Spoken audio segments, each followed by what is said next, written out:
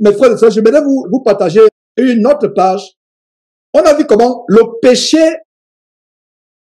entraîne la mort. Et d'ailleurs, il y a les commandements de Dieu qui étaient punis par la mort. C'est une parenthèse que je vais ouvrir avant que je l'oublie. Les commandements de Dieu qui étaient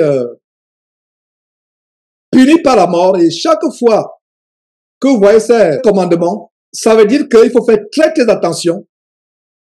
Pour gagner le temps, je ne vais pas tout vous lire. J'ai fait une liste de commandements. Est-ce que vous voyez cette page-là? Est-ce que vous la voyez? Quelques commandements de Dieu dont la violation est sanctionnée par la peine de mort.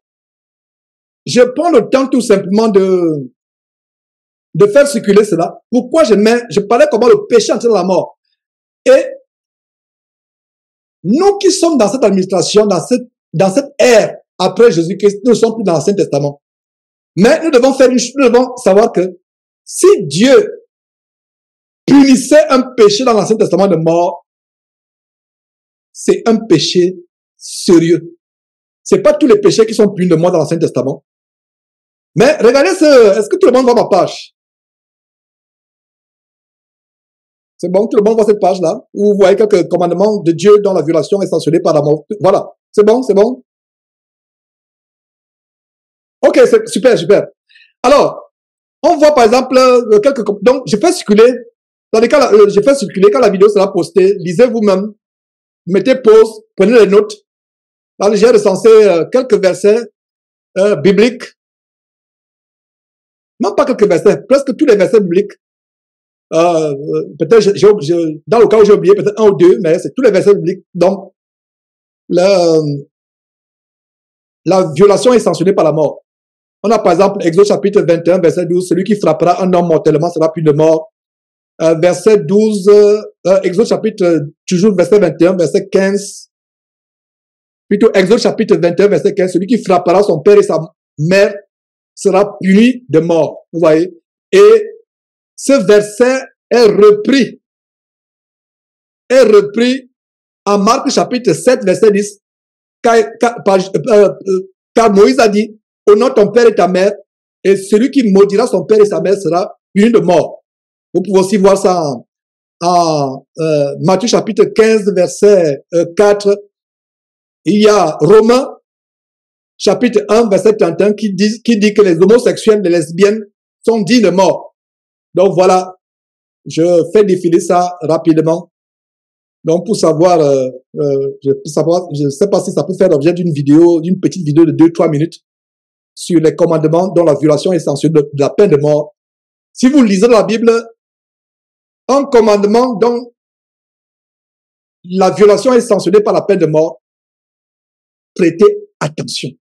Ça veut dire que c'est sérieux. Même nous qui sommes parvenus dans cette ère, nous ne vivons pas dans l'Ancien Testament. Mais n'oubliez pas que la loi de Jésus est plus drastique que la loi de Moïse. Par exemple, dans la loi de Moïse, pour être meurtrier, il fallait tuer quelqu'un, répandre son sang, le tuer, lui enlever la vie. Mais le commandement de Jésus va plus loin. Celui qui hait son frère était meurtrier. Donc les gens disent que Jean, tu es légaliste. Je leur dis que vous ne connaissez pas la parole de Dieu des Écritures. En Christ, la loi de Christ est plus drastique, plus radicale que celle de Moïse. Un autre exemple. L'adultère au temps de Moïse, c'était le fait de prendre un homme et une femme en flagrant délit de débauche sexuel. On devait les lapider. Mais avec Jésus, on n'a pas besoin de vous prendre en flagrant délit. Il a dit quoi? Si tu convoites seulement dans ton cœur une femme, que ce soit dans la rue, que ce soit sur Internet, sur TikTok, tu as déjà commis l'adultère avec elle. Donc, voilà, mes frères. Notez ces versets, mettez pause plus tard. Si vous pouvez couper cette partie, coupez cette partie. Et vous avez tous les versets, j'imagine, qui vous montrent des commandements qui étaient punis de mort. Donc, j'arrête le partage et je continue l'enseignement avec cette très bonne nouvelle, à savoir que Jésus-Christ est celui qui est venu mettre fin à la mort, qui donne la victoire sur la mort.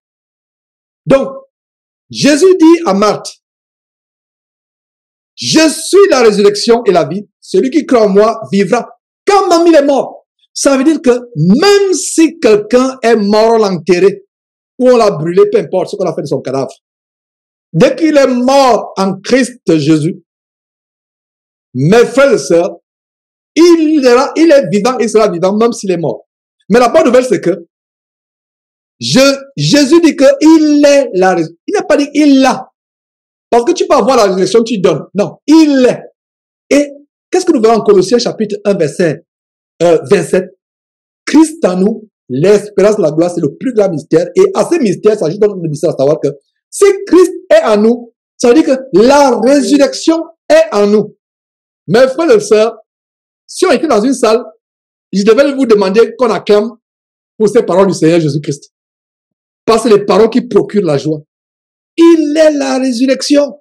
Et nous avons cette résurrection. Ouais, j'ai vu les gens acclamer, effectivement. Il est la résurrection. Et nous avons cette résurrection en nous. Peux-tu encore avoir peur de la mort? Tu es sur un lit d'hôpital, tu es en train d'agoniser. Pense seulement à cette parole. J'ai la résurrection en moi. J'ai la résurrection en moi. Oh, mes frères et sœurs.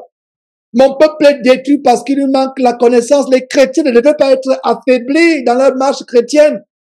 Nous avons ces versets pour... Vous pensez que Dieu a mis tous ces versets pour grossir la Bible, pour que la Bible soit un livre énorme? Non, c'est pour que nous ayons ces versets inscrits sur la table de notre cœur.